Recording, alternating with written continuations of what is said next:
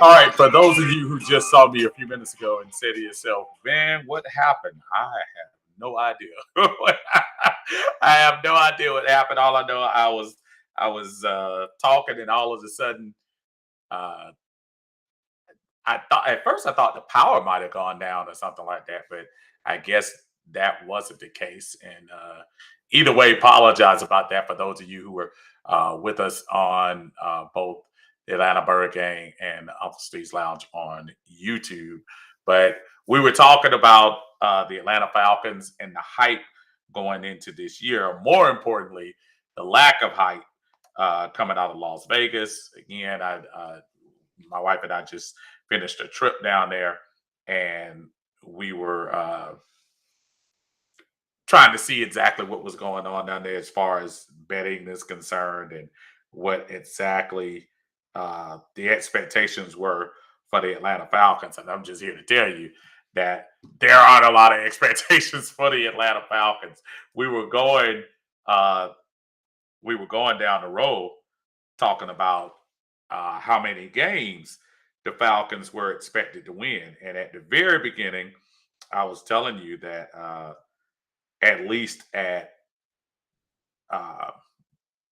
the Bellagio, they only had the Falcons at 4.5. Now, I did go down and to a couple other places where they had Atlanta at 5 games, which is a little bit more optimistic. But yeah, usually when Vegas comes out and they're telling you that they don't think it's going to be a lot of action on you, it does kind of get you worried a little bit. Now, I was just sitting there like, man, I said, do y'all really think the Falcons aren't going to win 4 games or 5 games? So it just got me to thinking about how good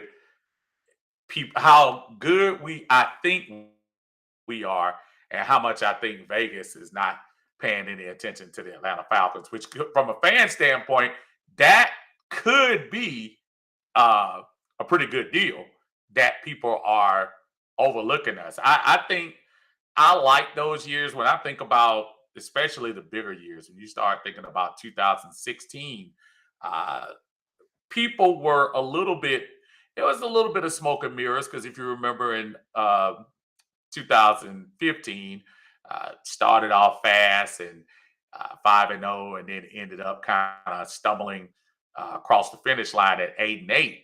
The expectation level for the Atlanta Falcons was not that great for 2016. And, people didn't talk a lot about Taylor Gabriel or getting Mohamed Sanu or the trade for Alan Levitre at the last second to come in on the offensive line. A lot of people didn't talk about moves like that, but actually it ended up being a good deal, because despite losing that open season game against Tampa Bay, we truly came up and shot some folks that year, which is good. Again, if the expectation level isn't there, then you have to prove it. That's the bottom line. What's going on, Ryan? How you doing, man?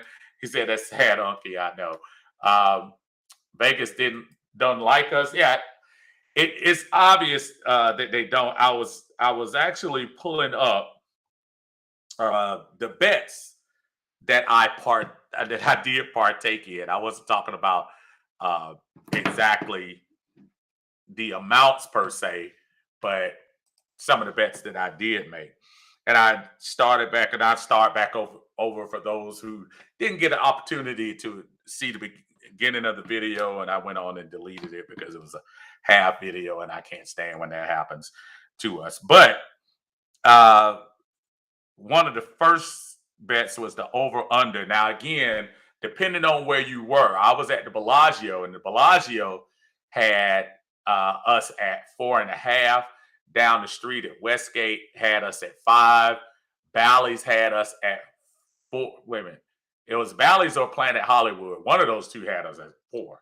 So it was 4. But let's just say between 4.5 and 5 games. So I thought that 4.5 was a good number. Again, we talked about the schedule ad nauseum since it came out, and just right off the rip, the 2 games with Carolina and Seattle alone gives me optimism for saying, I don't want to say gimme games because it's not like we're, like that strong, but at the same time, to think about those potentials, like I said, Seattle, who's stripped to the core basically. 2 games at Carolina. I still think New Orleans is vulnerable if you start looking at them. Going down the line, Chicago is vulnerable. Yeah, so there are some games that can be won. What is Washington? What are the Commanders going to be this year? I don't know. So I think there is some optimism when you go down the line. What's going on, Rusty? How you doing? Say just joined. Been listening to listen to the Kyrie drama. His latest tweet. That man is a few cards short of a full day. Yeah, that's not going to end. Kyrie is a different cat, and I just feel like I think he's going to move again. Now, the irony of all ironies is if he ends up back with LeBron in LA, which would absolutely be crazy. I would think that wouldn't make Russell Westbrook, who shouldn't be shocked that they would be able to move him. But yeah, nothing about Kyrie surprises me these days. Dude is on his own, man. It is what it is. But I was talking about the bets that we made as far as in Vegas, and I'll go back down. Ryan says Kyrie is as nutty as a fruitcake. Yeah, but you know what it is? I think he's just a different cat. I don't think, I just think some people just think differently. No debating his skills when he gets on the court, but he's just a different cat, man. Anyway, I did go and I did put a bet on the Falcons to win the NFC South. Now, before you start admitting me to a hospital, what I did was I put the minimum bet on that one. And the only reason I did that, because let's just say, for instance, hypothetically, something happens to Tom Brady and Tom Brady's knee goes out or he gets injured for a few games. The NFC South will be up for grabs because right now, quite honestly, is New Orleans that much head and shoulders over the Falcons? I don't think so. In my opinion, I don't think so. So I tend to believe that maybe that could be something we could we could, but you never know. Ryan says Atlanta might be getting Murray. I did see that, and I saw Zach Klein, if I'm not mistaken, from Channel 2 talking about that. That would be, and listen, that would be an interesting move. Matter of fact, if I see the tweet, I'll bring it up here, and I think I will. And listen, we're talking sports, we're talking Falcons, but your aunt gonna bring in some reinforcements over here and talk about these as soon as I pull it up. I'll pull it up in a second. I'm trying to wait for my thing to refresh. Okay, so also thank you, Ryan. Says smart move betting on the foul. Yeah, the 4.5 it's kind of hard to ignore. I really think the Falcons are much better than 4.5 wins. So we'll see. Lisa says we're back. Yeah, Lisa, I don't know if you heard from the beginning. I have no idea what happened when it went to black, but you know what? We're back. So we're just gonna keep it moving with some of the stuff I put out there. People were talking about the possible trade that would have, according to Zach Klein of WSB, rumored that Gallo and a couple of first round picks to San Antonio for Murray, which is really interesting to me that they would make that move. But if you're an Atlanta Hawks fan and you can make that move without moving John Collins, and that's actually really good. King says, I think the defense is going to surprise a few people because Grady's got a chip on his shoulders. He was ranked up there with Aaron Donald at one point, and we lost the Super Bowl, and they never got him any help. So I think he's more confident in his teammate. I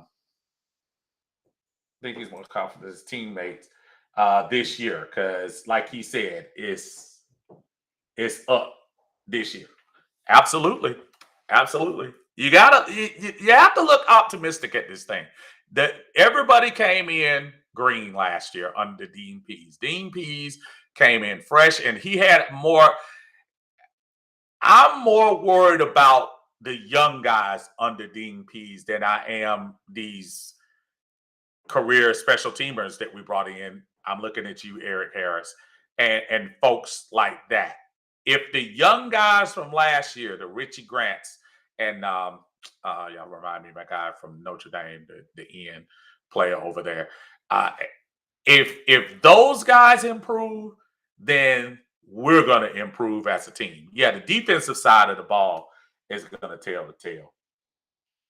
Jonathan, what's going on, brothers? Jonathan said Vegas is usually right. Man, don't do that to me, Jonathan, because look, as and I might have to secretly tell you how much I paid for it, but for practical purposes, I won't say, but I might sneak you a note and let you know. But let me finish with the bets that I did. Let me see what the bets that I did do. Okay, also, so those of you who didn't know, I did take the over 4.5. This is all from Bellagio, which MGM. I did bet the Falcons to win the NFC South. Don't think I need to be committed.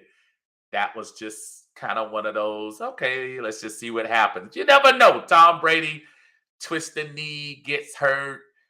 The NFC South is up for grabs, but whatever.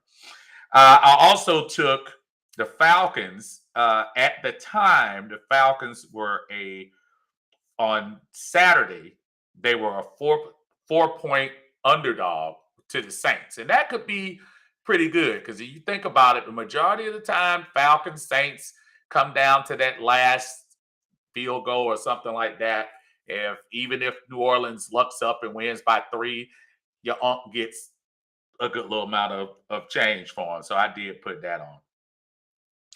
And so while we're also at it, I did do a couple of parlays. Now, don't jump on me. And for those of you not in that world, the parlay, you can take the 3-team parlay and win 3, and then you get better odds and you can, really make some good money.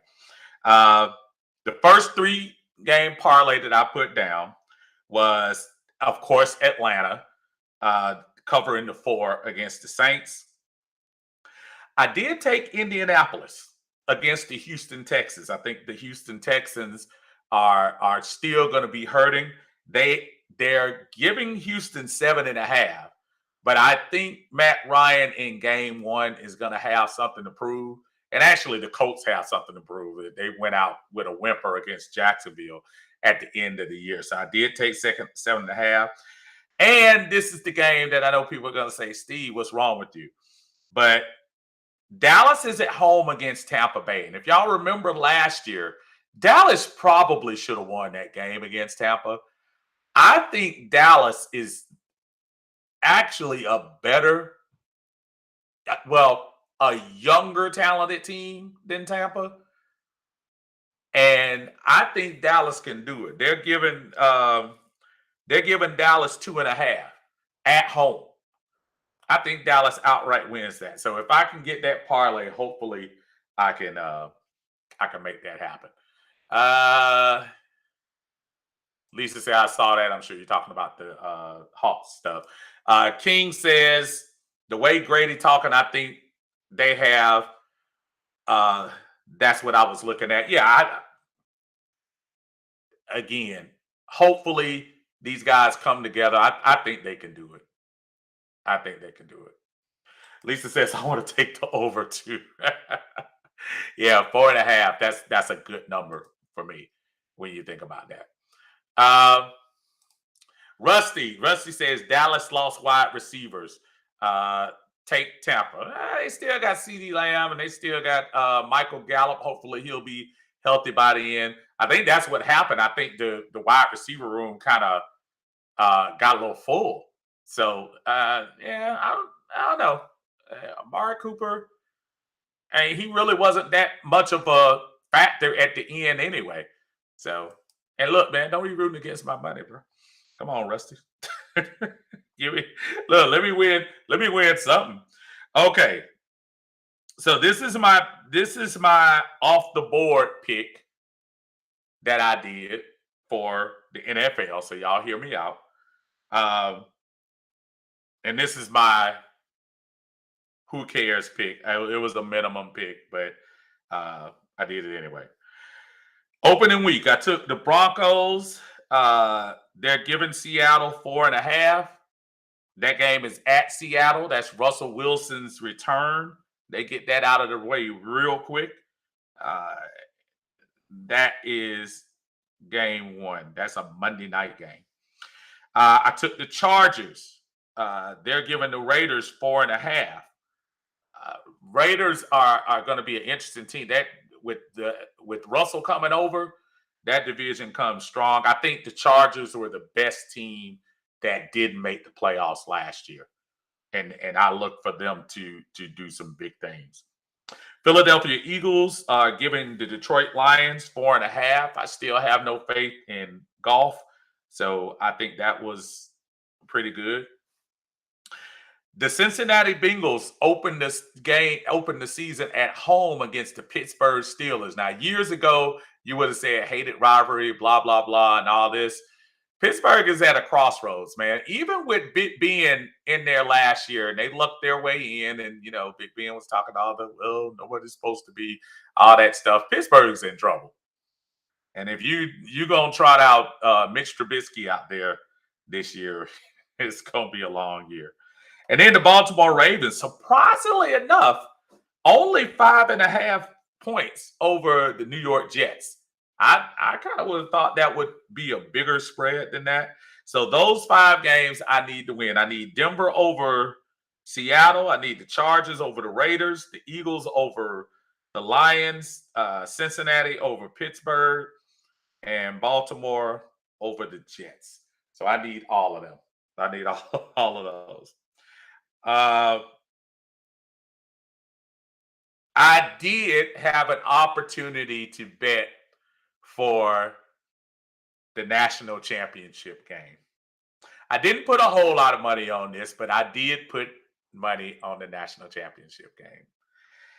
And I love my hometown. I love my home state. But I don't think you knocked Nick Saban down 2 years in a row. Plus, I needed to make some money. I did bet Alabama to win the national championship this year. That's where my heart has to take a back seat to my wallet. So for all you Georgia fans, don't disown me. Don't think I'm being disloyal. I just think Nick Saban is going to have those guys super ready next year. And I think Georgia, they lost way too much on defense. I'm not saying that they're going to they might still make the playoff. Matter of fact, I think they still have a real good shot of making the playoffs, but I'm not sure if I'm going to go with Alabama. Go against Alabama this coming year with Anderson spearheading the defense and Bryce Young on the offense. Man, I'm trying to tell you, I just like Alabama. And then the last bet I made at MGM, I did do a couple of slips at Westgate, but I don't have those down here with me. But the last one I did at MGM was a 5-game parlay. Couple of these I honestly wasn't sure of, but I didn't go as far as money was concerned. So don't worry, I'm gonna be able to make mortgage. Parlay picks I did go Michigan 27.5 over Colorado State at home.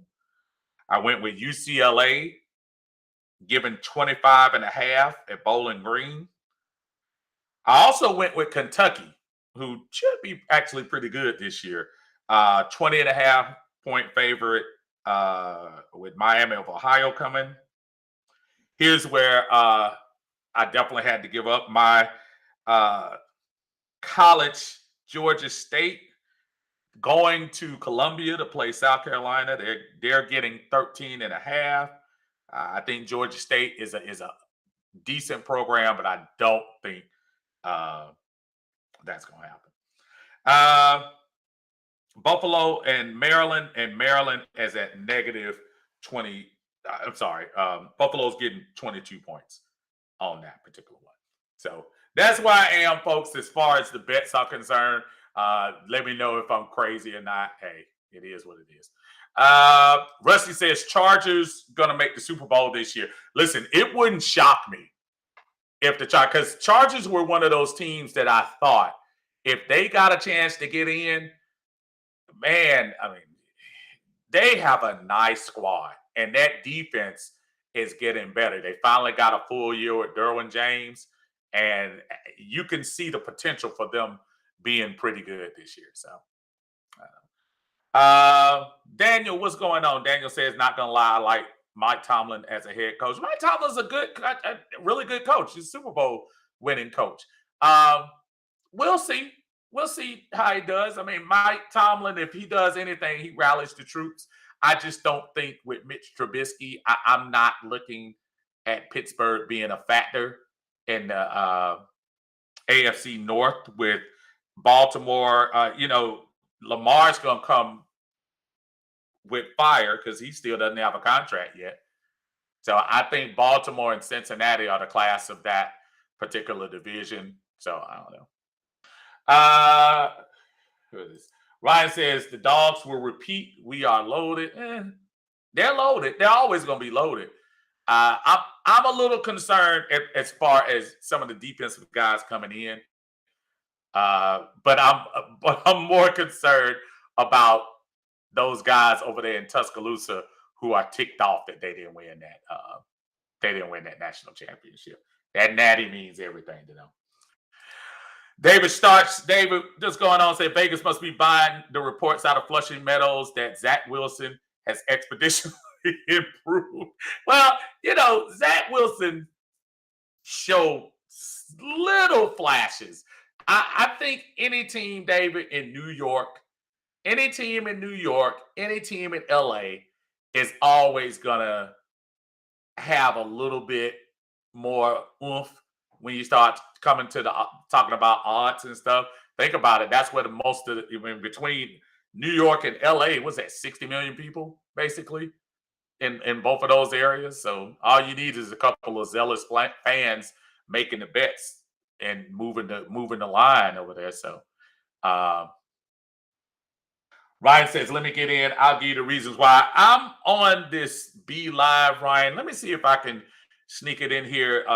Give me a couple of seconds. If I can't, I'm going to try my best, but I'll try to see what I can manage over here. David says, just don't like 20-point spreads. I don't either, but I'm in Vegas. Listen, if you go to Las Vegas trying to make a profit, if you're going to Las Vegas with the idea that I have 100 and I can't leave if I don't win anything, you might be going to the wrong place. I truly planned the money that I was going to spend on these, and most of the parlays and stuff were minimum bets. So it's not like we're talking Steve went and laid down $500. I mean, we talk about double digit stuff. I think the highest I went on was the Falcons over. So everything else is minimum. And I hear you when you talk about the 20-point spreads, especially in college, because that can be very misleading. But I do think at the beginning of the year, when you start looking at some of those more powerhouse teams, the Michigans who already have a bad taste in their mouth about last year. I think they're going to be crazy. Ryan says you're crazy betting against UGA. Yeah, I mean, it is what it is. I look, a case can be made for UGA and Alabama. I didn't take it that seriously. If UGA wins, I'll be sitting here celebrating like the rest of them. But when it comes to just betting with my pocket, I just am one of those people that think Nick Saban probably coaches best when he's trying to prove something. I'm not saying Kirby doesn't have anything. I mean, you think about the Bulldogs, they have a lot to prove because the NFL gashed half of their team. I say half of their team. I know it's 15 people, but they gashed a good little number of their team. And I know they have people to replace in all of those cases, but yeah, I mean, I'm not going to lose any sleep over if Georgia does. If Georgia wins, I'll be happy either way. But the amount of money I bet, bro, is not even that deep. Rusty says Calvin Ridley, Antonio Brown, and Kyrie walking to the ball. That's horrible. But I know what you're saying. I mean,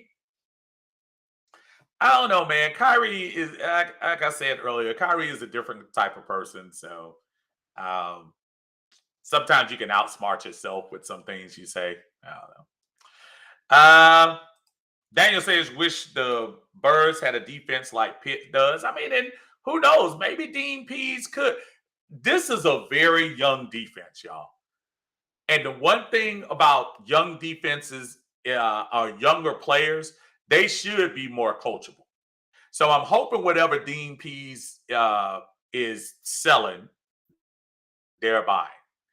Because when you're a first, second, and even third year player, you're not in a position. Even AJ Terrell, as much hype as he's gotten over the last year or two for the great strides he's made since he's been here, AJ could improve a lot. As I told, I think I was talking to y'all a couple of weeks ago. AJ can catch some interceptions. He dropped quite a few interceptions over the last couple of years. I'd like to see him do that. I think more about that game against Kansas City where he could have closed down shop. But, everybody can improve on this team. But, yeah, Pittsburgh defense, all right. But we should be all right. Daniel also says beating Nick Saban twice is like beating a prime Bill Belichick Pats twice. And that's my only thing, man. It's not even a matter. At this point, when you start talking about between Georgia, Alabama, and yes, even Clemson, though I think Clemson could rebound pretty quick too. When you start talking about the Georgias and the Alabamas of the world, it's not like we're talking about teams that are miles away. Not literally, but as far as their programs are concerned. Both of them reload. Both of them bring quality players back into the fold. So when I say I think Nick Saban is one of those guys that is going to reload, I truly think, not reload, but refocus his attention to that natty. I think losing sometimes for Alabama is a good thing. And I guarantee you he's going to say something like that. He's going to come out and he's going to say, yeah, y'all know last time we lost and I came back the next year, we were more focused and whatever. I guarantee you it's going to happen. I'm telling y'all. I'm telling you. Daniel says I'm an Auburn football fan too. Now Auburn, I'm not an Auburn fan, but no, I'm not an Alabama fan either. That to make that clear, not an Alabama fan. That's not what I'm about. Speaking of playoffs last year, the second part of what I want to, and we're making this a free for all, folks, for sports, even if it's Falcons. Obviously, I see some of the talk about the Hawks, which again, I'm basketball right now. Now that basketball, hockey is off the table, this is that absolute, positively dead part of the season where baseball reigns. And listen, I enjoy baseball. Didn't enjoy it last night when Jansen was out there on the mound. But I enjoy baseball, and I think you know it's okay, but I just get bored with it. Urban says he's returning to the Nets, according to ESPN's breaking news. Trying to share the screen here.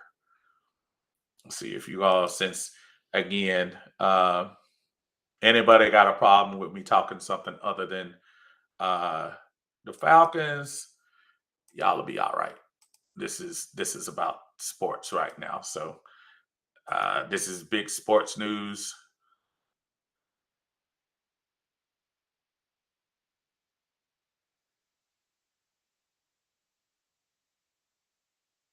Hold on one second. All right, showing this in the screen. Come on, Steve. There we go. Kyrie Irving says he's returning to the Nets next season, folks. So, you know, there we go. Says he's opting into $36.5 million.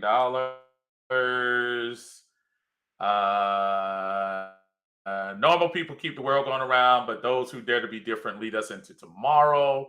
I made my decision to opt in. See you in the fall. So, hey, it is what it is. So, there you go. Kyrie looks like he's gonna stay in Jersey. Oh, I'm trying to take this off, y'all. There we go.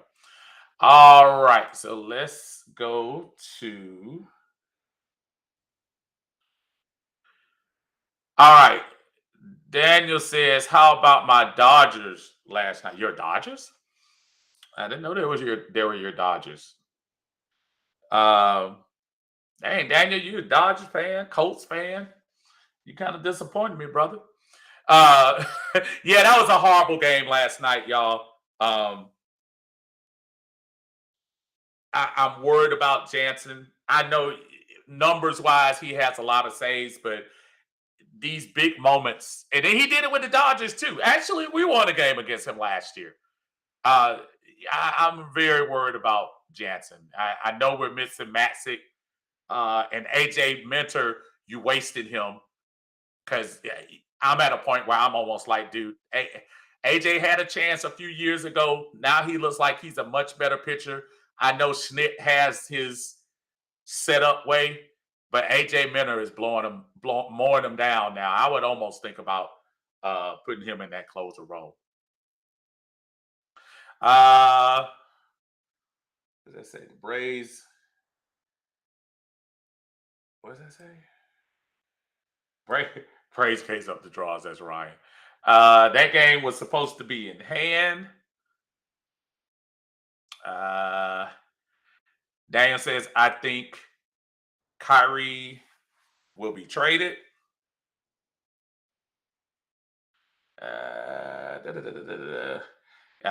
Lisa saw the same thing I saw. ESPN says Kyrie is staying with the Nets.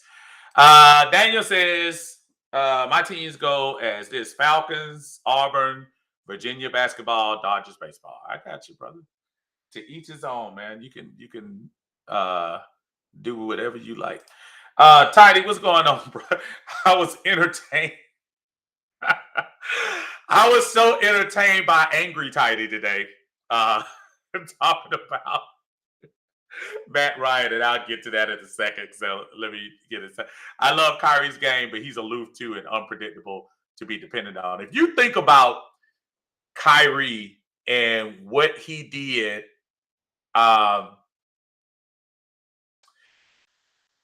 Cleveland doesn't win the championship without him on that team that LeBron had. Trust me. But when he went to Boston, and you think about how that team, the team that made the finals this year, wouldn't have been there if Kyrie was playing. I should say. Let me make sure I'm saying that right. because Kyrie was out that year. So those guys had to learn how to depend on themselves. So I think that was very interesting. That Kyrie is kind of until you say a little aloof. So yeah.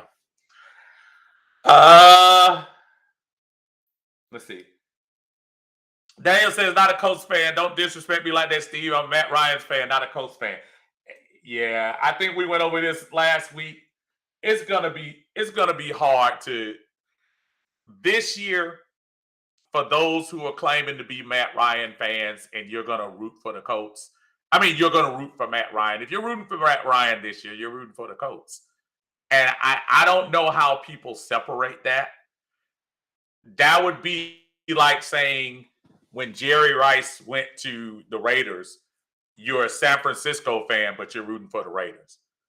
That's like saying when LeBron left Cleveland to be a Miami fan, you're a Cleveland fan, but you're rooting for Miami because LeBron is there.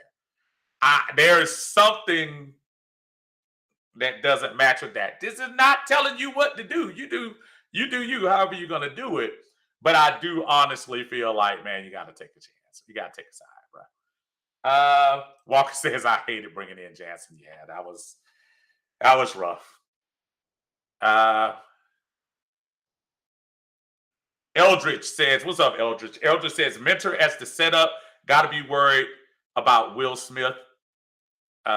He's too shaky. Yeah, but dude, what would stop you from making Mentor the closer though right now? I mean, I know you had it all set where, during the playoffs, it would be Luke Matzik. No. It would be, how did they do it? They did AJ, Matzik, Luke, and Will last year. And that pretty much rolled them through the playoffs until Luke almost blew the Dodgers game. So I give them credit. They stuck to the game plan, but I would think about changing that up if I were y'all. Daniel says Kyrie ain't been the same since he left LeBron. Well, he's talented though. I mean, the talent is undeniable. But from a standpoint of, can he keep his sanity with one team for more than a year? That's what you got to worry about. First time he decided to go with Kevin Durant and they were acting kumbaya at the press conference and stuff like that, I told people, yeah, don't be surprised. Don't be surprised if that blows up in their face. Kyrie sometimes wears down on folks.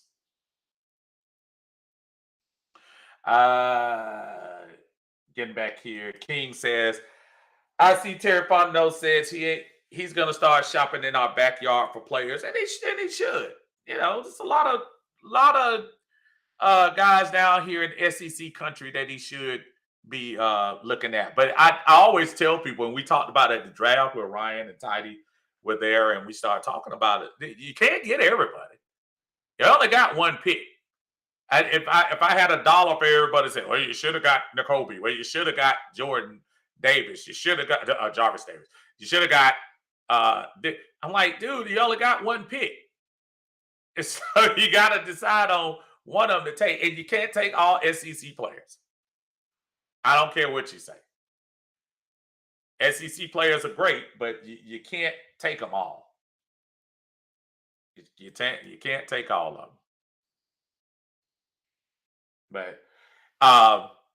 But I do agree that at some point you do start having to look at the talent that you have in the SEC. That's no doubt in my mind.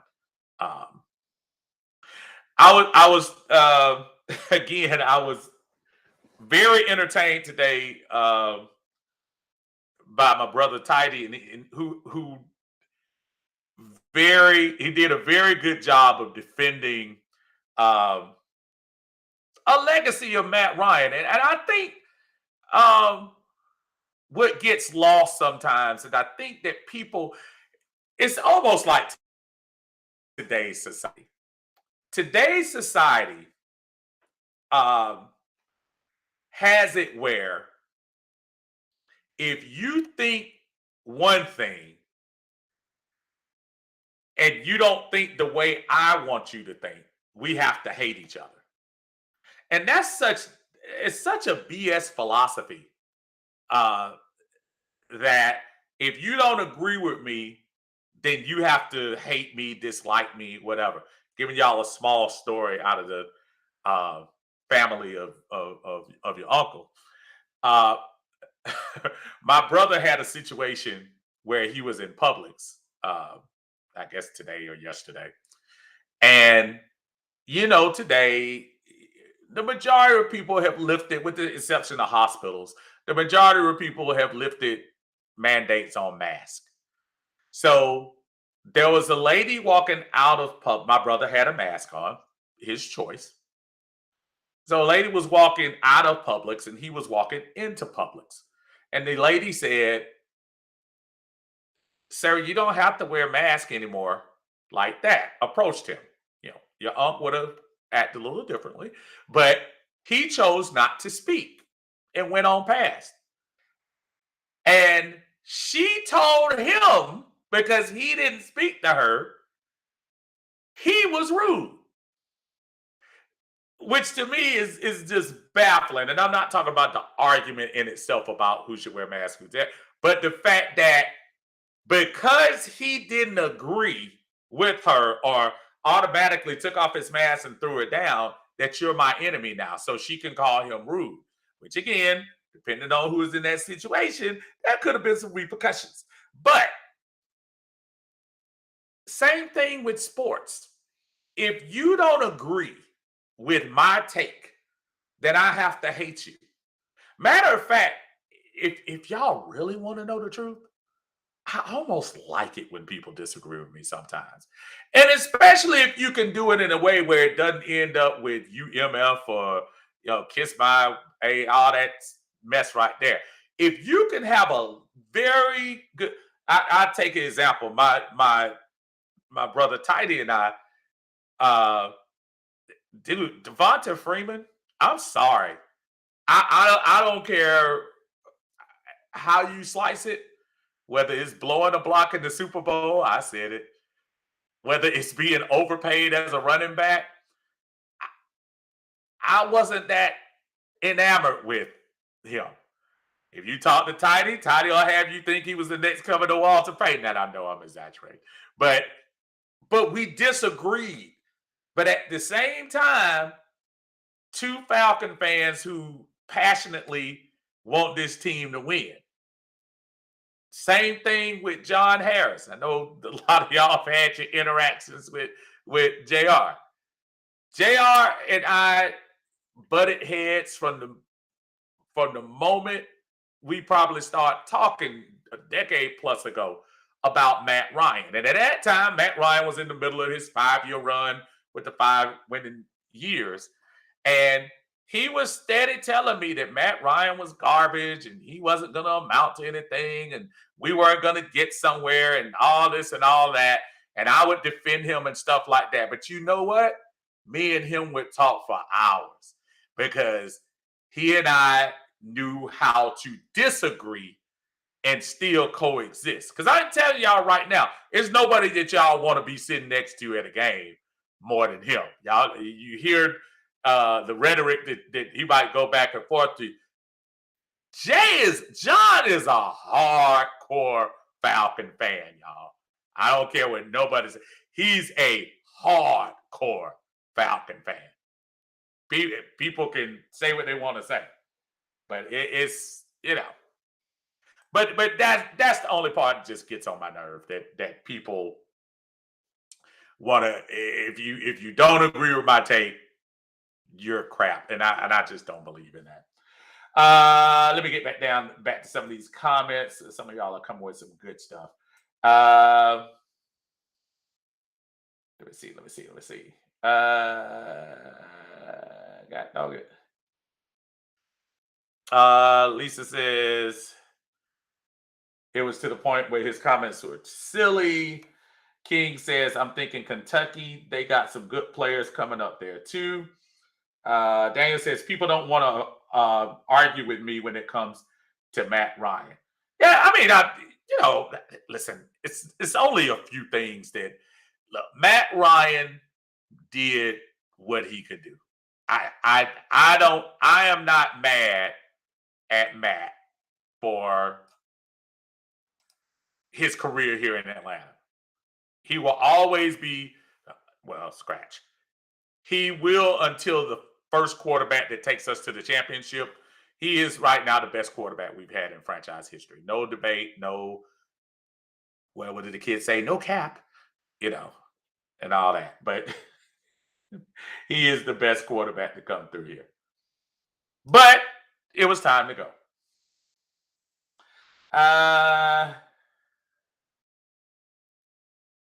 Ryan says this fool Courtney Green was literally trolling and bot bringing substances.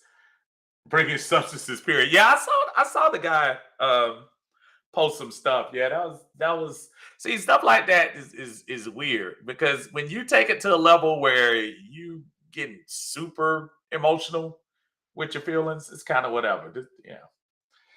Lisa says, "Ma'am, get out of my face." I would have said something. See, again, my brother is probably a lot better than I would have, because I'm one of those people that will turn it back around on you. And yeah, don't get the Sunday morning's food, y'all. You might catch the wrong words sometimes. Trust me, you might. Lisa says, folks staying minding other people's business. She had no business saying that to him. And I give my brother a lot of credit. He was quiet and didn't say anything. I'm like, ooh, man, that was a moment. Woo. Ryan says, I love it when people disagree with me because I love debating. And that's kind of where I come from too. Because I like when people have another reason why I like when people have a different opinion, because I learn something sometimes. Now, if you're just talking nonsense and not coming with any kind of, you don't have to come 100% factual, but you can come with a compelling argument. It's sometimes you can come with a compelling argument and win me over. You know?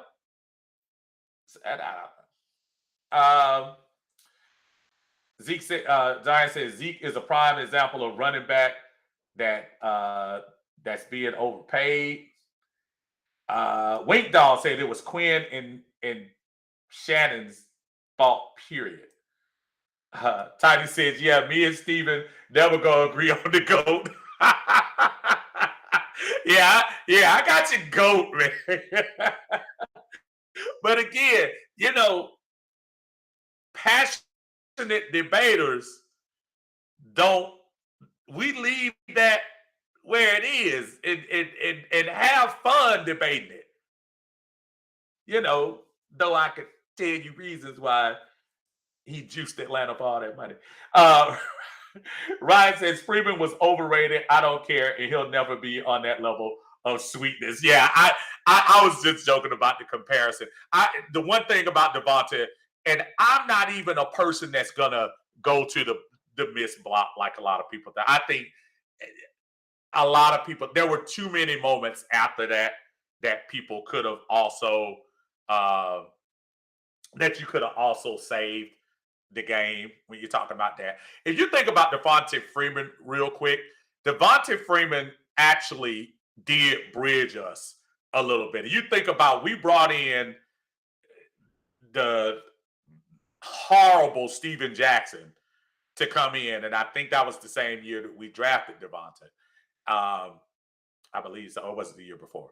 But anyway, Devonta came in, and I'll tell you the game where he showed off. The year we went to the end, it was at the end of the year, and Falcons, Carolina, and the Saints were all putrid, but with 7 wins, it was going to win the NFC South. That game that I attended in New Orleans, where we had to beat New Orleans and then go back home and beat Carolina, we lost, got drugged. But we went to New Orleans, and Devonta Freeman absolutely held it down that game.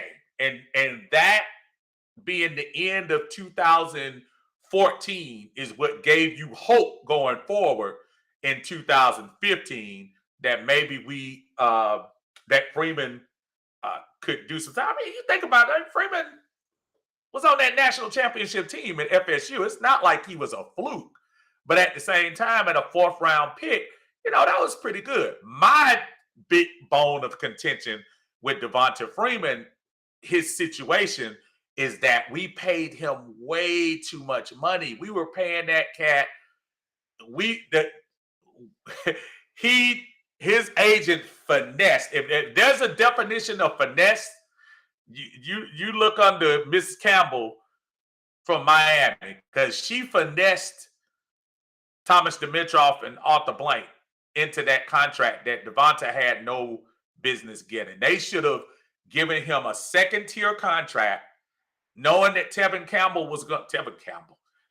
Coleman was going to be up in a couple of years, so we could keep both of those guys. But I love what Devonta gave us from 14 to 16. He absolutely gave us the shot we needed. That's the only time, Tidy, that you're going to hear me give Devonta his dues. Oh, man. Lisa says, can y'all ban his offensive drive charts this season?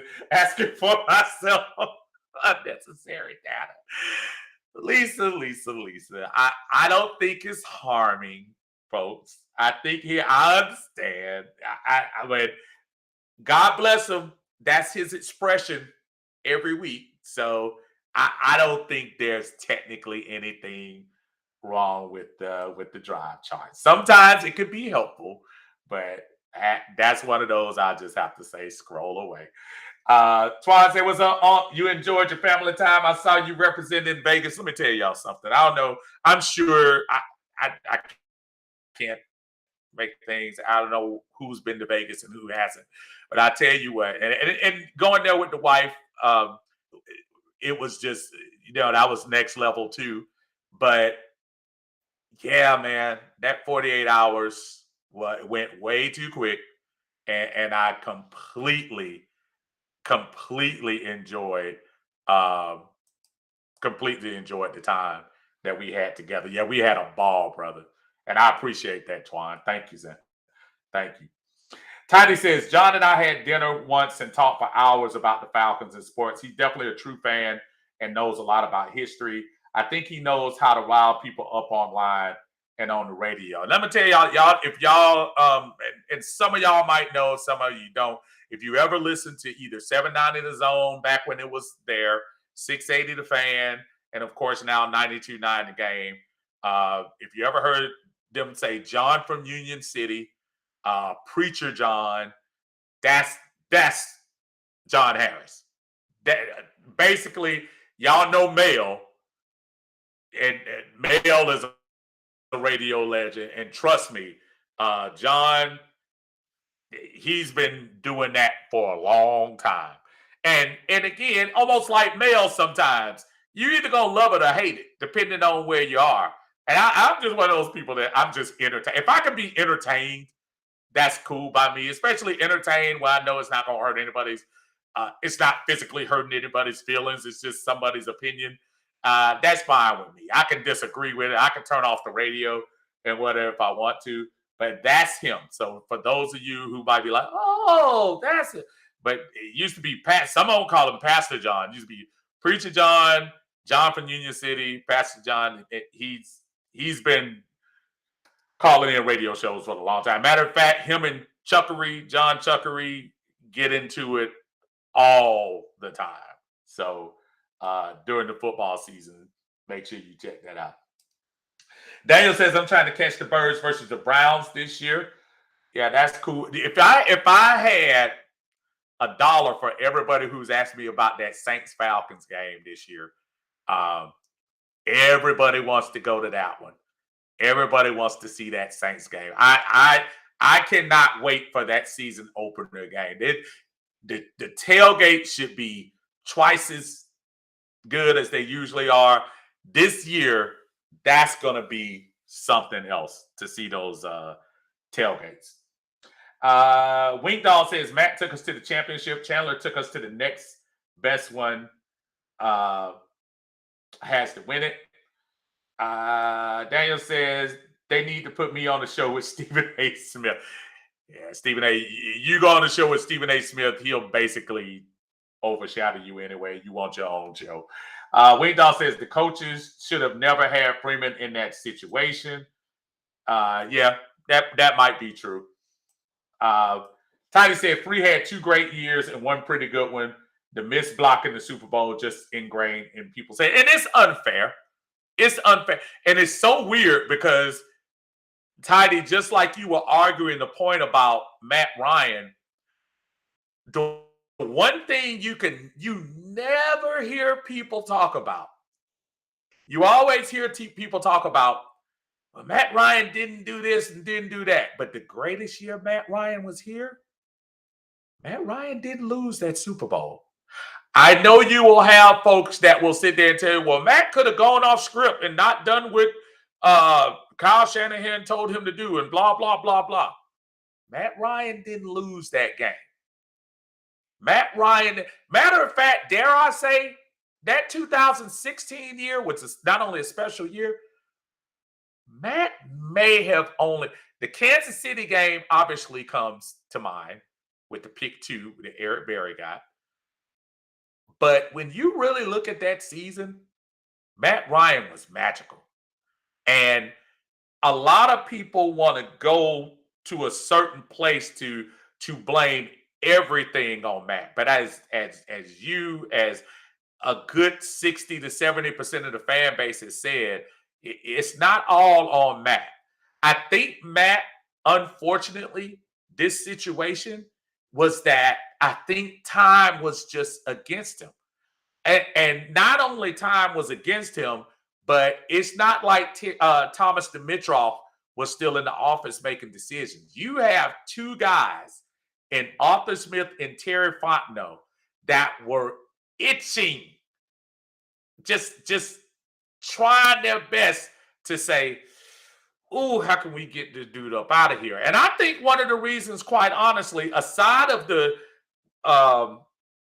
salary cap situation, which I think was the biggest reason Matt was still here last year, no doubt.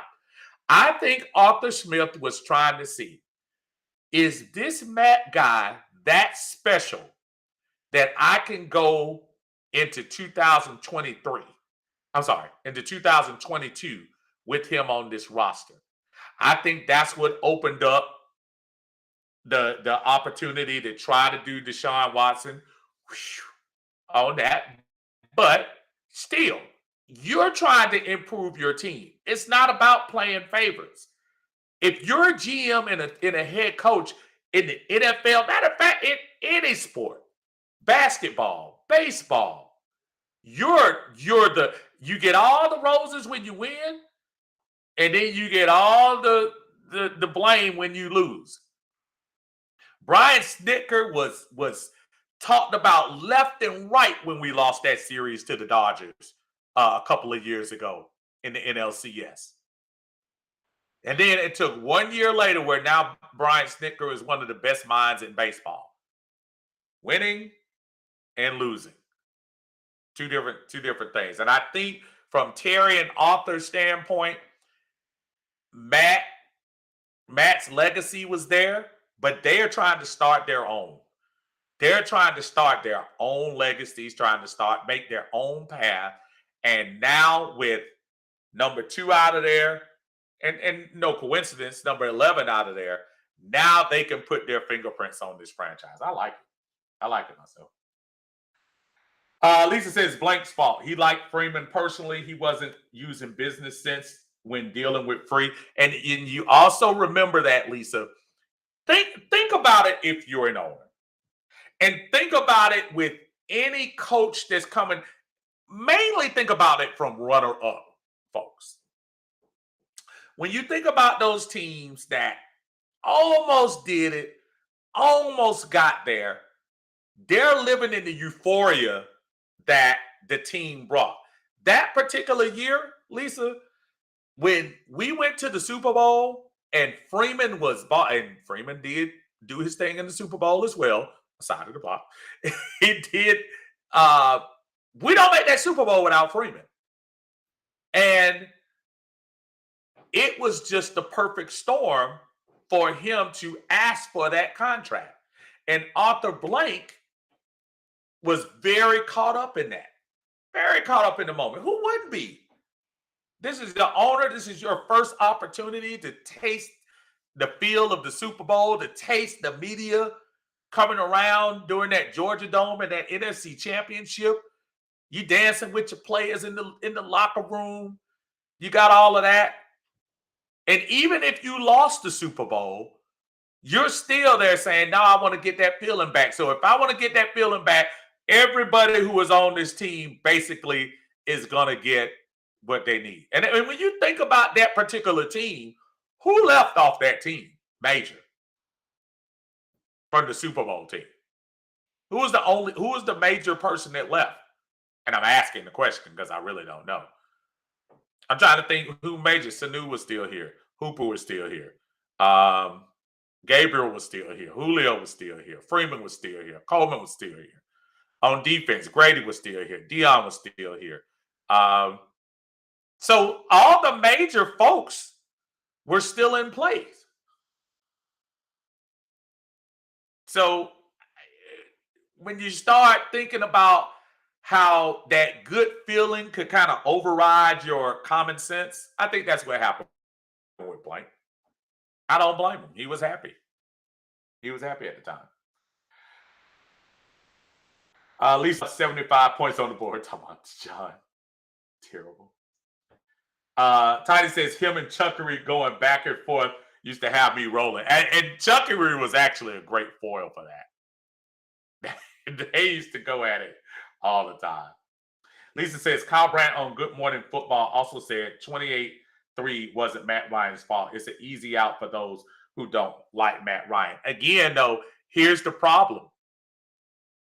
And I've preached this until the cows come home and nobody wants to listen to me. Folks, I don't care if the team loses by 1, loses by 30, the defense gives up 50. It's always going to be the quarterback's fault. Always. The quarterback is always going to be the scapegoat. Don't believe me? Go look and see what the quarterbacks make. Go see what Deshaun. I haven't been to a Super Bowl quarterback with 20-something cases, civil cases on your back. See what that person got in guaranteed money and tell me that the quarterback position doesn't mean a lot in this business. So, yeah, it's easy to say, but let's just hypothetically say nobody saw that Super Bowl, but heard about 28-3 and saw that Tom Brady won. Oh, Matt Ryan. Oh, Matt Ryan. Nobody saw that. Matt Ryan had nothing. I can't say nothing to do. He could have actually got a couple of good first downs too. I'm not trying to say he isn't part of things, but he was sure way down on the list. He wasn't top 5 of whose fault it was. The defense was atrocious in the second half. Matter of fact, they in the second half, the defense was atrocious in the fourth quarter. But nobody, that's not the end thing to talk about. When Aaron Rodgers loses the game last year to Frisco, nobody's talking about how great Frisco's defense played. They're talking about how bad Aaron was. When we drug Aaron Rodgers up and down the court, nobody talked about the 8 games where he was on fire and the great throw he made to Jared Cook to get them over Dallas in that game. Nobody talks about that. They talk about how he choked. And that really wasn't even, and go back and look at the numbers in that game against the Falcons. He only threw 1 interception. And that was arguably just him winging it. Quarterbacks get all the love and quarterbacks get all the blame. Just no doubt. Ryan says that weak defense cost us. Lisa said that we lose Tammy after Super Bowl. We lost Tammy, but Tammy at the beginning of the year, yeah, Tammy was a more of a player. But then by the time Hooper started doing some things in the second half, but Tammy was actually a pretty good part. Yeah, we did lose him. But it's so funny you just said that. But Jacob Tammy, I didn't even think about his name. While he was definitely, especially at the beginning, go look at the stuff he did those first couple of games. He's actually played pretty good. But yeah, he was one. But that's about the only one I can think of. David Starks fullback. Oh yeah, DeMarco went to Buffalo. Forgot about DeMarco. You're right. You're right. Forgot about him. But again, yeah, DeMarco was vital, most definitely. But he wasn't Julio, Matt, Sanu, Freeman, Goldman, Grady, Dion that year, Neal. You know, you got to go 10 players deep to talk about him. If I have to go 10 players deep to talk about a lot, Tammy and DeMarco are not on the top 10 list of people that you were talking about. But both of you are right when you said those are players that were gone the next year. DeMarco more than Tammy. DeMarco was actually pretty good. Tiny says Free was top 5 in all-purpose yards, back-to-back seasons, back-to-back Pro Bowls, back-to-back seasons with at least 13 touchdowns. Wow. Only 24 years old. That dictated him getting a mega contract. Again, perfect storm. I don't, you know, Lisa was talking about how Blank didn't make a good move, but again, the timing was perfect especially for Freeman.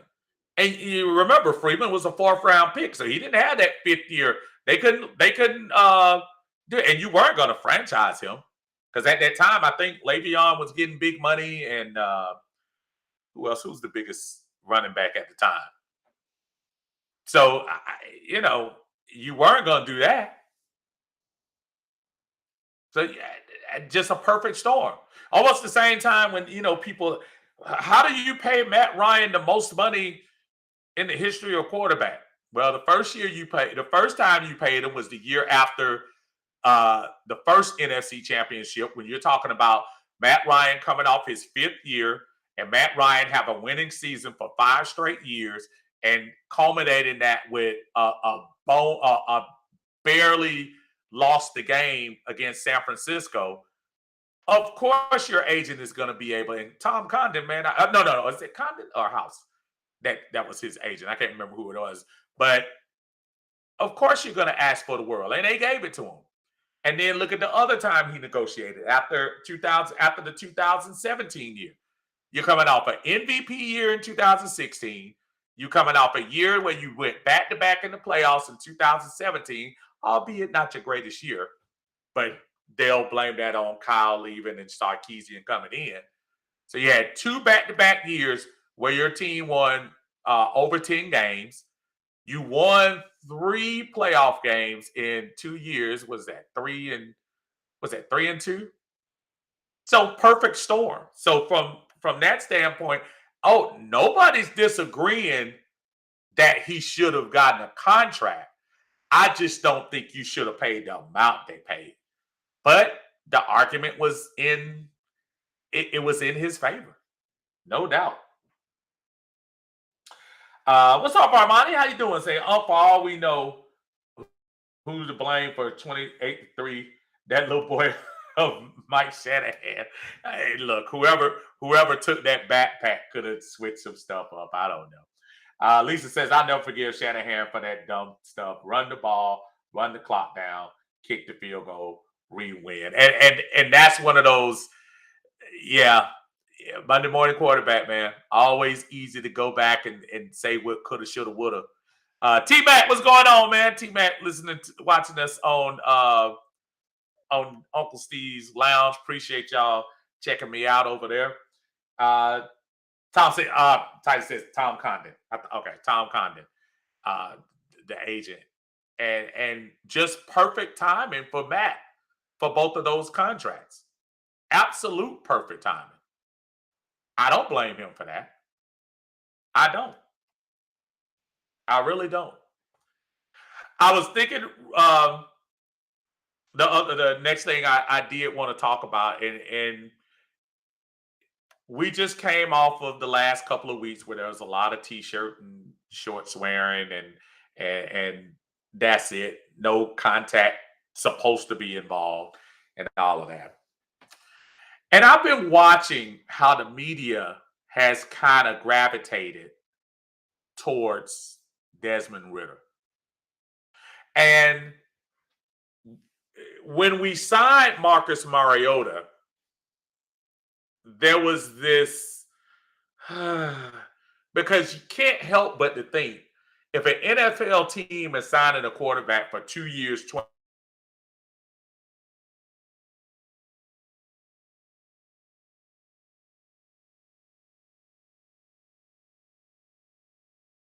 $20 million, they're not expecting him to truly be around and corral. They'll all tell you that they're better than that. But when you start thinking about Desmond Ridder, are we overhyping him just a little bit? I think he's somebody, when you start going to look at those Cincinnati games, you can't help but to be impressed with how he took a Cincinnati program and took them to the national championship game. I mean, that he took a second tier team, honestly, and had them playing against the best team in the last couple of years in Alabama. And the game wasn't completely out of hand until after the third quarter. Speaks volumes for him. So I do like that. I like the humility when he was drafted in the third round and he thought, oh, why am I, dude, what took y'all so long? What happened? And you could just see in him that he's very determined. And he wants to prove everybody wrong. I know everybody goes to that card. But even better to have that in a quarterback. I mean, unless you're Josh Rosen. But are our expectations as fans for him to be the next Matt Ryan? And I'm going to tell you what, for people that, I want him to be the next Matt Ryan. Matt Ryan, only thing you heard when Matt Ryan got drafted was about the interceptions he threw at BC. He throws to the wrong person way too much. And now what you're seeing about Ridder, he has a good touchdown to interception ratio in college. He improved every year. His leadership skills helped to take Cincinnati further than they've been in the college playoff era. So there's a whole lot to like about him. But are we confident that he's the guy? Are we confident? And again, this is not saying your aunt doesn't like Ridder. I actually like him. But boy, I'm so ready to see pads. I'm so ready to see some people get hit. I am so ready. I am probably ready to pre-record that preseason game right now. Because this is not going to be one of those third-string quarterback coming in the fourth quarter. I think Ridder's going to be I guarantee you those first couple of games, Mariota's going to start one, Ridder's going to start one, and we're going to go from there. But is Ridder being hyped a little too much? I did see, and I meant to show you, they did have a board for Rookie of the Year in the NFL, and Ridder was like number, I want to say he was on the first side of the sheet. I think they had like 50 of them. And I think he was on the first side near the back. And I didn't do it because I didn't want to put any money on that because he might not even play. You never know. So we'll see. All right, let's go to some of these comments and see what y'all think about that. First, go back to Lamar. Lamar, what's up, Lamar? It says, Mike Shanahan's shenanigans gifted me the greatest season and the worst moment in my Falcon fandom. Yeah.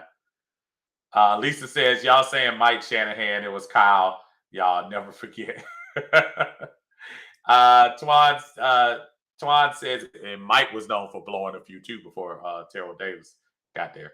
Twan says, I really, really like Matt Ryan, and I believe one day he would deliver us a championship, and he came so close. We really need to give Matt Ryan his flowers. I think we have, though, Twan.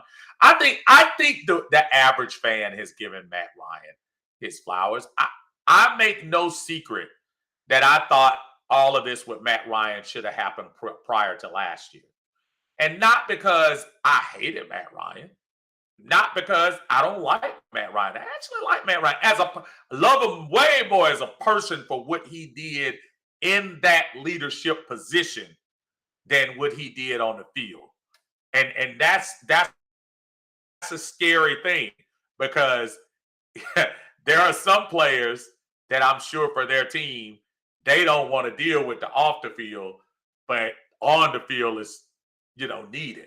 Matt Ryan was the other way around. I think Matt Ryan was just I think it was just time. 14 years at one franchise is a long time, y'all. It's not like, even in old school NFL, that's a long time. But not taking us to that next level.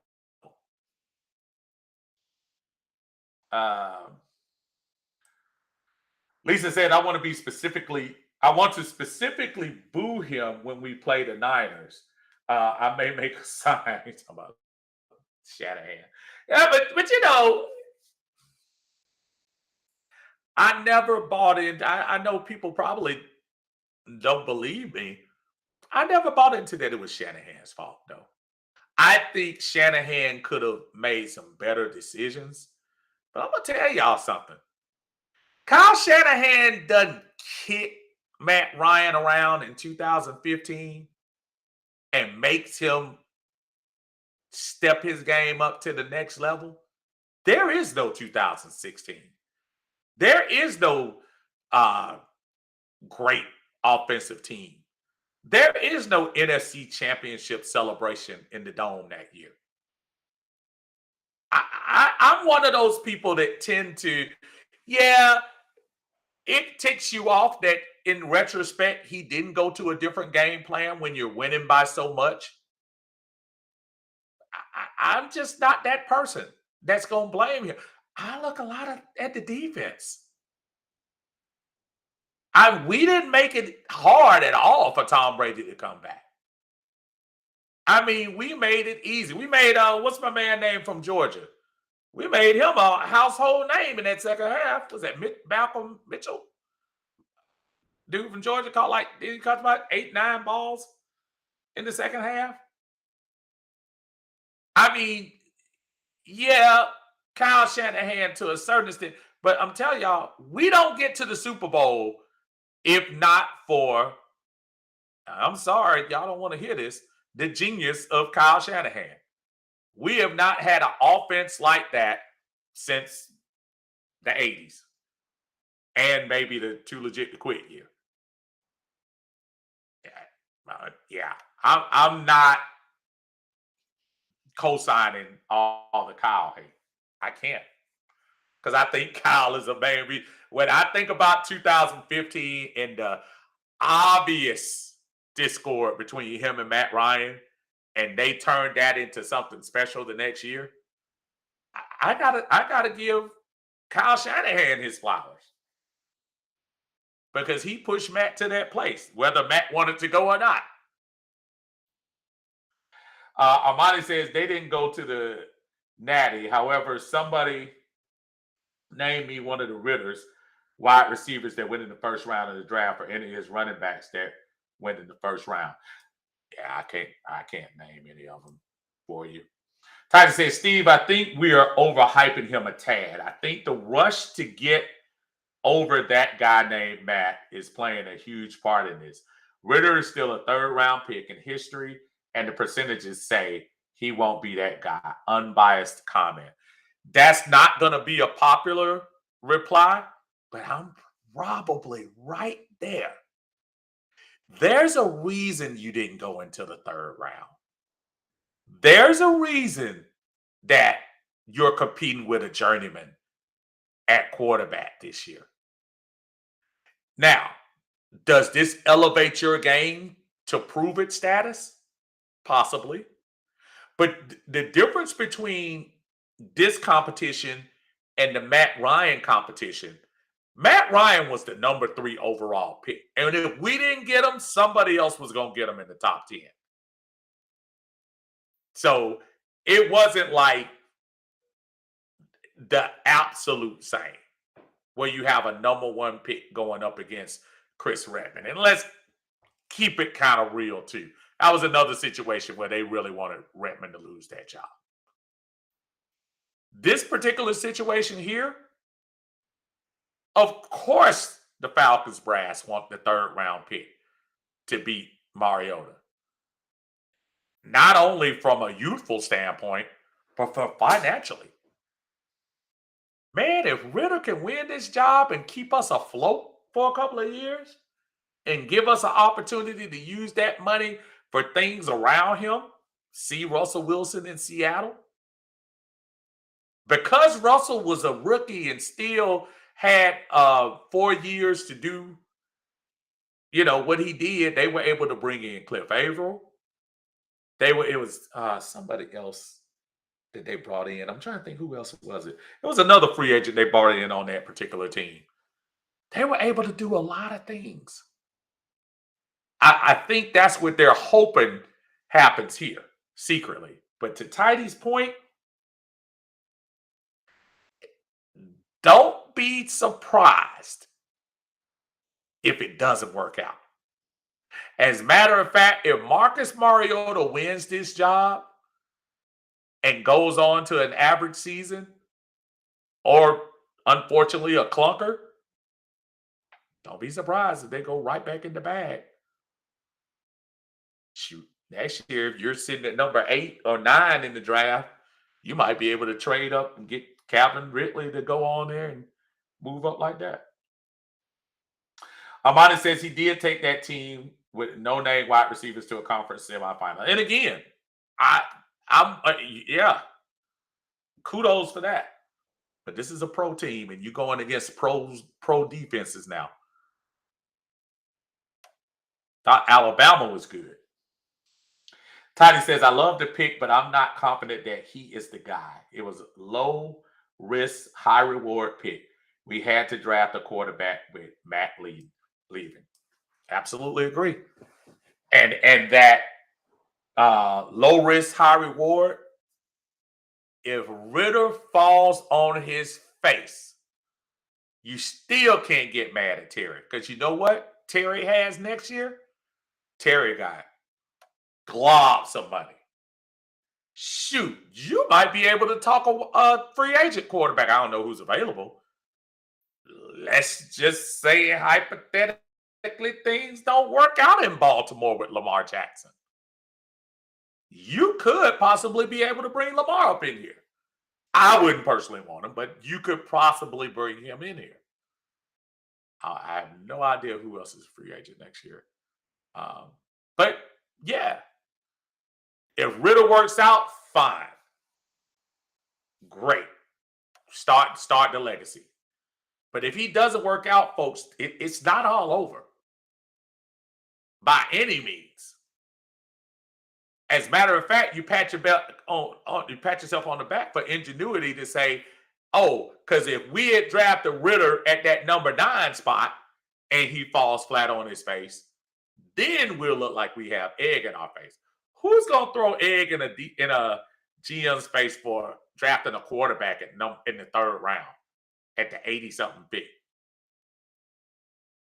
I mean, if you that nitpicky, then something's wrong.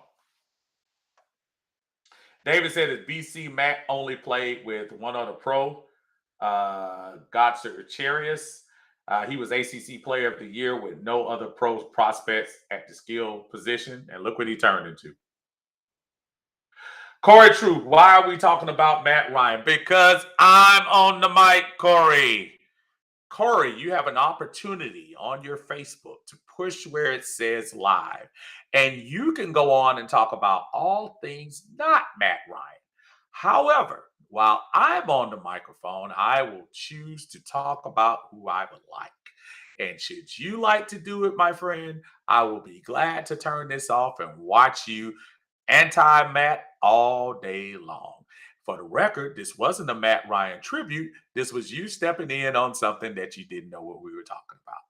I will gladly like if you would like to scroll on to something else.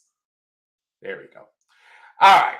Lisa says, Steve, his play calling cost us. He even said like 3 years ago, 3 years later, that he made mistakes during that game. Our offense was our strength, not our defense. I still don't care, Lisa. It doesn't matter. I mean, I hear what you're saying. And again, people have their opinion about Shanahan, and I'm down with that. We were talking about with Tidy. There are a lot of people still mad at Devonta for not doing the block. There are a lot of people mad at Jake Matthews for coming out for holding on that play. I mean, we can go to some. There's still people mad that Matt Ryan didn't hold the ball when Hightower sacked him.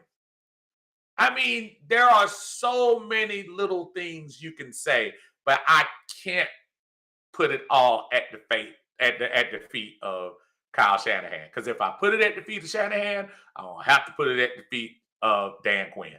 Because Dan Quinn was running that defense. And I'm sorry. When you talk about what's easier, what should be easier for a Super Bowl team, you letting somebody score 28 points or your offense bogging down. It should still be easier for you to stop a team in 15 minutes from scoring 28 points. I'm sorry. You should be able to do that in your sleep.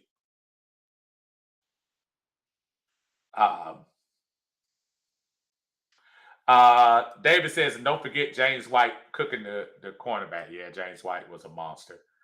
Killian, here we go again. Here we go, this third round stuff. Team Ritter. Again, don't mistake it, brother Killian. Don't mistake it. This is not saying I'm not going to support Ritter when he comes up in here. These are just realistic things you have to look at. If Ritter doesn't work out, if Ritter falls flat on his face in one of these preseason games where he says, you know what? You need a little bit more cooking. You know how you're on the grill sometimes and you cooking them ribs, or better yet, just basically you're cooking some burgers and you cooking, you flip around and you thought you got them warming up, but you see a little pink in there. And you're like, oh, that needs a little more cooking. Who's to say Ritter is going to be 100% ready? This is not me saying I hope he's not.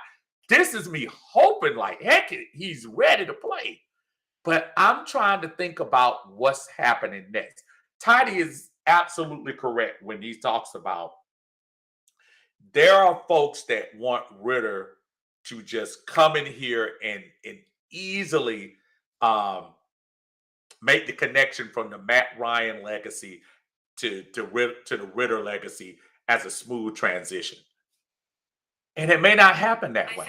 Now I hope it does. But we'll see. It's not a dislike of Ritter. That's almost as confusing as thinking that it's a mislike for Matt Ryan. That's not what I'm saying.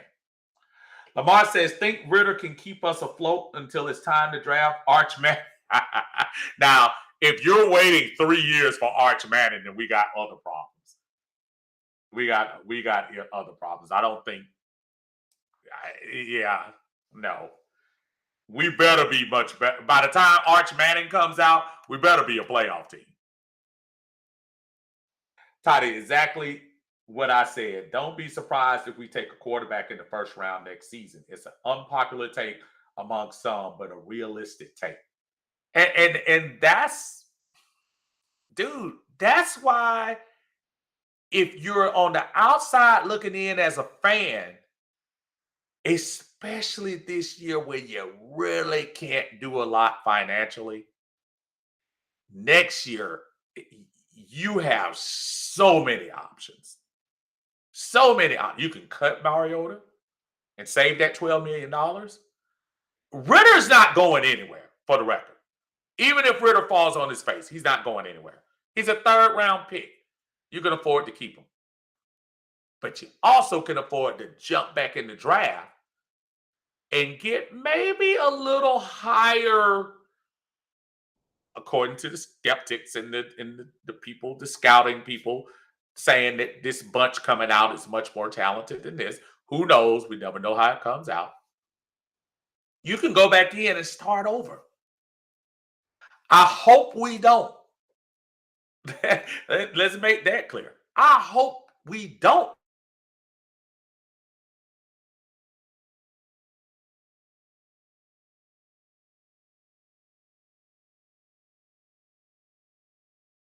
Have to start over. That would be foolish to hope we start a contract yet. And unless you come down with some news in August, I think Baltimore is looking to see what's going to happen this year. I mean, you talking about a former MVP. That Lamar ain't 30. What's Lamar? 27? 28? 27? 28? I mean, I don't know. Corey laughing. Tidy, Jimmy G, Baker Mayfield. I'm sure you're talking about free agents. Tom Brady, Teddy Bridgewater, Daniel Jones. Woo! Man, that sounds like my high school. Let me stop talking about my Astros. Yeah, that's not a good bunch. That's not a good bunch. Yeah, not at all. Armani said Dan Quinn shouldn't have got back on the bus. And there were a lot of people that thought, why should they fire Dan Quinn and keep Kyle Shanahan? After the historic season that Kyle Shanahan had, who knows? That could have been in play. But I don't think anybody was going to fire Dan Quinn in his second year going to the Super Bowl. Obviously, there were probably people saying we were going to go back. I mean, there were people in 17. Think about it, y'all. We weren't crazy far away from the Super Bowl in 17. Couple of fluky plays against Philadelphia, and we could have been in that Metrodome or whatever they call it in Minnesota now. We could have been up there.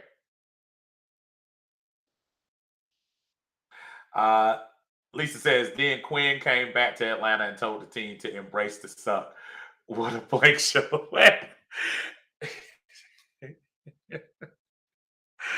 See, and I know all of those feelings are hard. Look, y'all, listen, y'all. I tell the story, and it's still up there to this day. There's a bottle of champagne that was sitting on ice that we didn't touch. I bought a huge one that I was ready to pop open in that fourth quarter, but couldn't do it. Trust me, this hurts, but it can't be personal. Dan Quinn, that embraced the suck thing, yeah, he was slogan, but listen to me. Lisa, if I go back to where you were in 17, anybody else, I'm using y'all name because y'all know I talk to y'all. Tidy, if I could go back to him, if I could go back to John Harris, he'd be totally different. But if I can go back to any of us who were big fans, we were all about brotherhood. When he said embrace the suck, a lot of us had to go embrace the suck too. You know why? You know why we were saying it? Because everybody else in the world was laughing at us. So we had to embrace some of that. We had to take some of those ill-fated slogans and run with it. It's easy to say 5 years ago, 6 years ago, that was dumb, but we were doing it. We were believing it. And let's keep it real. At that time, it was a long streak of teams that lost the Super Bowl, didn't even make the playoffs. That year, we lost in the playoffs. Obviously, we lost the Super Bowl and was a stone's throw away from the NFC Championship. I mean, I don't know. Like I said, it's easy to pile on now. Killian said, "Well, let's support him and until he flops.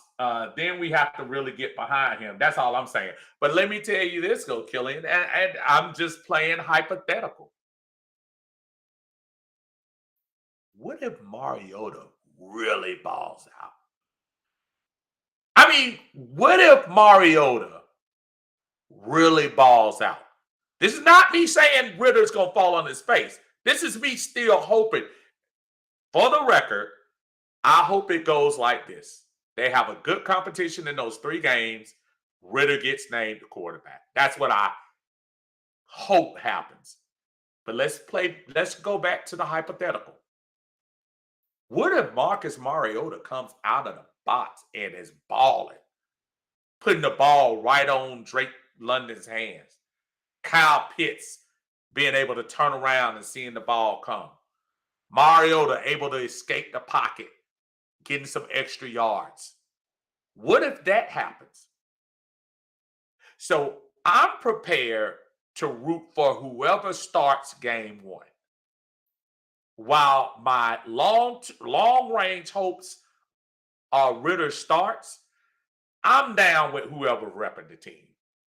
And if Mariota happens to have a little extra fire, have a little extra get up, and more importantly, have what it takes to beat the Saints in week 1, I'm going with the best plan. And that's not disrespect to Ritter. But I get what you're saying, though. I get exactly what you're saying. Whoever wins this job, I'm getting behind. Shoot, when Matt Ryan last year got restructured, I wasn't a fan of it. I wanted them to run out and get another quarterback. But when Matt Ryan suits up and says, "I'm Atlanta's quarterback," guess what I got? That's what I pull out. I pull out Matt Ryan too. When he was going to be the quarterback, that's what I do. Now, I'll be dang if you see me in a Colts jersey. I know that. Armando says they got Arthur Blank's grandson just bawling, crying after that Super Bowl. If I was Arthur Blank that night, that would have set me off. Arthur Blank should have looked at that personally and possibly fired the whole coaching staff. You're not going to fire a coaching staff that you just hired in 2015 and they took you to the Super Bowl 1 year. I know emotionally that's what people want to do. Nobody's going to do that. That's no. Tidy said Lamar just turned 25. 25? Dang. So again, so that even makes it, if Baltimore doesn't make that move this year, Atlanta could be an interesting place. Ritter success or no. King says, "Embrace the suck."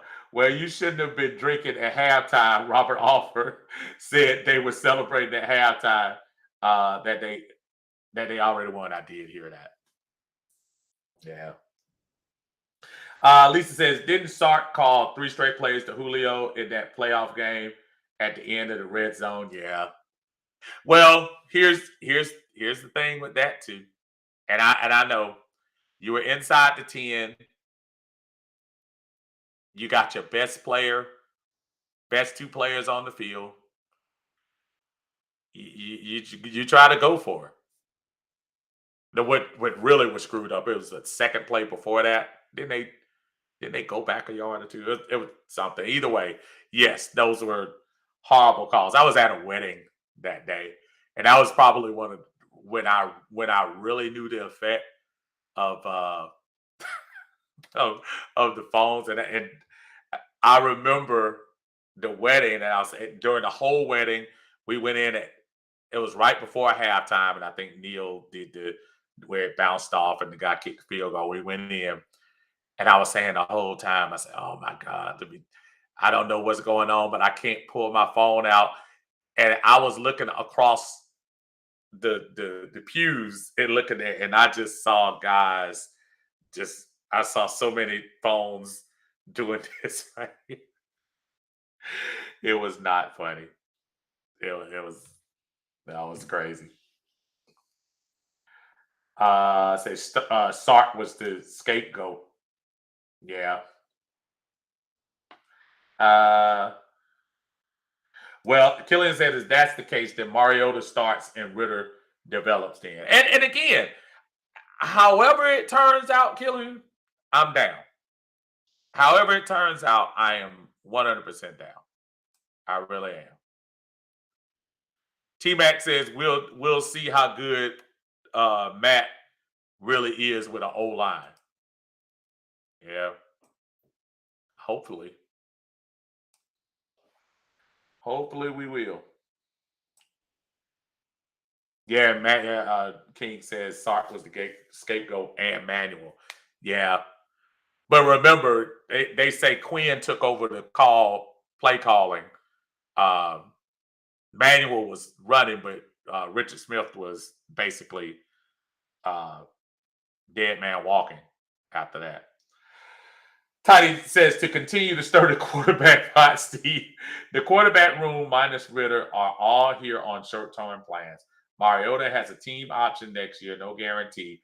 Felipe's trying to beat out uh, Kyle Pitts last I heard. Ritter is unproven, no GM and head coach looks for their franchise quarterback in the third round. You are just lucky if it happens. Looking at you, Seattle Seahawks. And that's it, y'all. That's it. That's where it comes from. I mean, there is not a long-term plan. And as much as I think emotionally, and that's why I asked the question about the hype train being on Ritter, because emotionally it sounds like we've already bought in. Emotionally, it sounds like we are all aboard. Now, as Falcon fans, we want to be aboard whoever is balling at the time. Trust me. If Ritter is the best option in game one, we're gonna go with Ritter. If Mariota is the best, we're gonna go with him. But to Tiny's point, yeah, that past 2023, there's really not any reason for anybody to feel optimistic at this moment. Obviously, let's let the season play out and see. But maybe that's why Vegas wouldn't give the Falcons over 4.5. Because they're saying the same thing, y'all. They according to Vegas, it's gonna be a struggle to get to that fifth game. I'm hoping they're wrong, but they're saying it's gonna be a struggle. King said they're turning Franks into Taysom Hill. They are. They're trying to. They're trying to. I wanted to pull up something, and I know, and again, hopefully, Tidy will forgive me, but I wanted to pull up something, y'all, and it is sports related, but not necessarily Falcon related. Um, this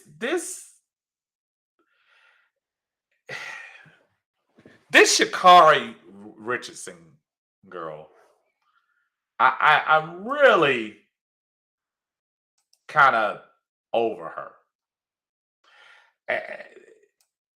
Shakari Richardson, if y'all remember, is the young lady who was supposed to represent the U.S. a couple of last year in the Summer Olympics, but she was caught. She smoked weed. Her mom had passed, so she was saying that she, was dealing with that, and I get it. This is also the person that last summer, I think it was, when they were running at the track meet, and the three Jamaican ladies who all finished in the Olympics, this was her chance to get back and run against them. And it was just really kind of weird. I wanna try to play the video real quick, or better yet, you know what I'm gonna do? Rather than pull the video up, I'm gonna let you all listen to it. And I just want to real quick, just and again, I know I'm going off script a little bit, but I want to hear what y'all think about what she's saying, because there was something kind of disingenuous about it, because she just got a butt whoop. Um, hold on one second. I'm gonna pull it up. Area. Uh, okay, here we go. All right, so y'all bear with me and listen to this from Shakari Richardson. Hold on, hold on. I'm gonna start this over. Do whatever you want to do with it. I'm coming to speak not on just my behalf, but all athletes' behalf. That when you guys do interviews, y'all should respect athletes more. Y'all should understand them coming from whether they're winning, whether they're losing, whatever the case may be. Athletes deserve way more respect than when y'all just come and throw cameras into their faces. Understand how an athlete operates and then ask your questions.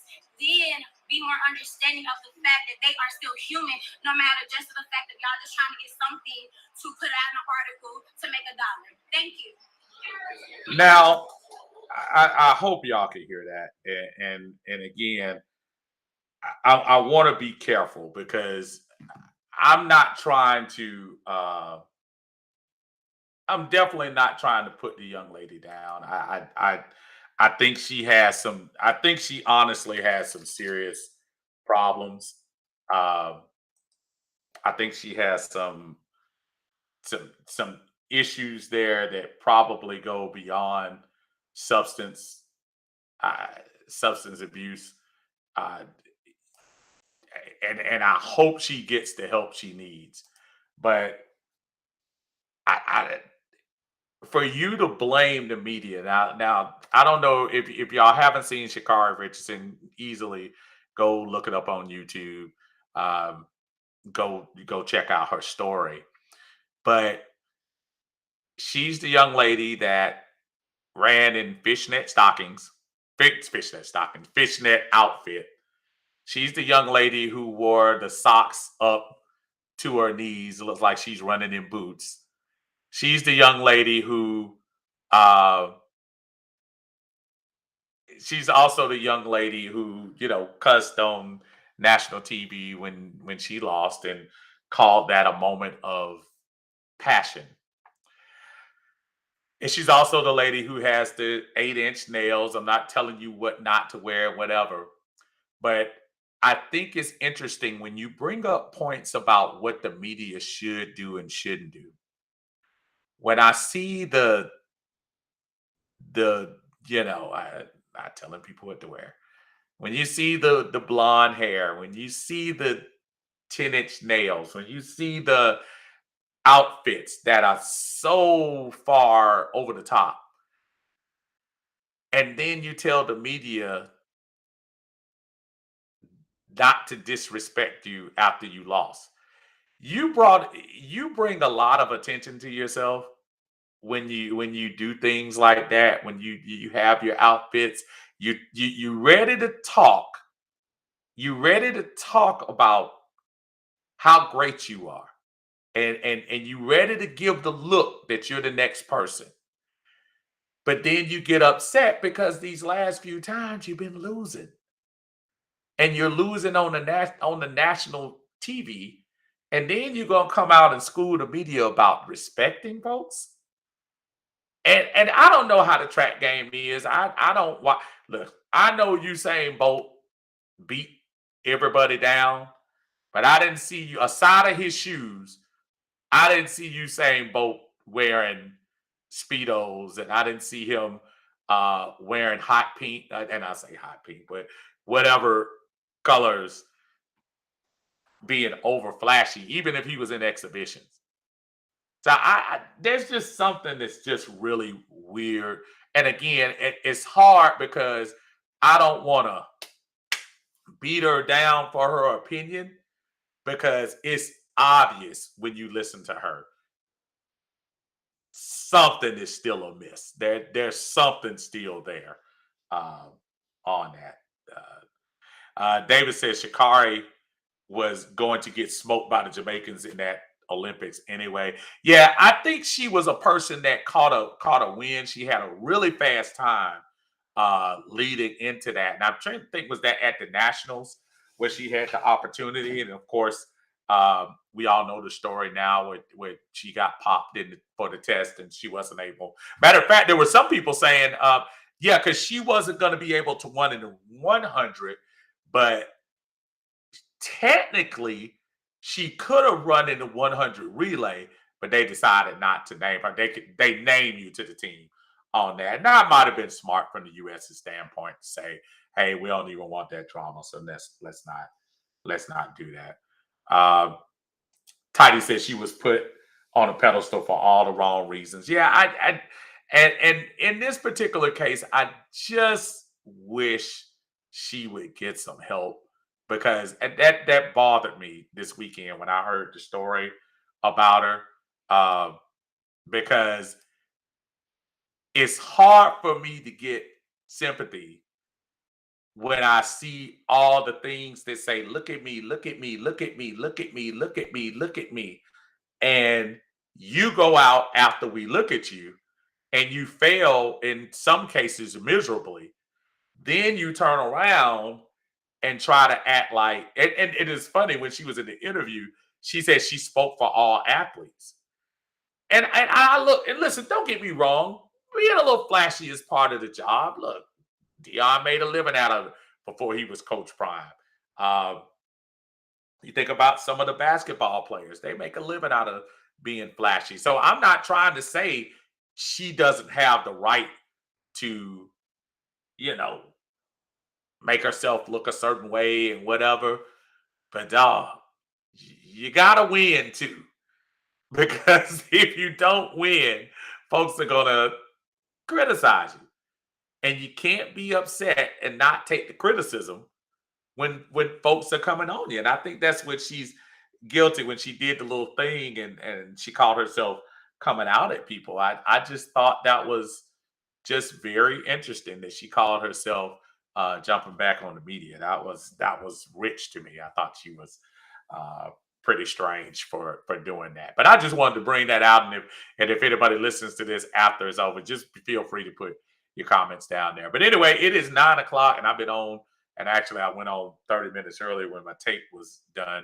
But I appreciate y'all jumping in, talking a little bit about Falcons and my weekend in Vegas and my bets. If y'all caught this at the end, go back to the beginning. You can see the bets I made when I was there. And feel free when the first week of the season comes to get that, you know, get that back up. But anyway, y'all take care. Have a good night, and I will holler at y'all.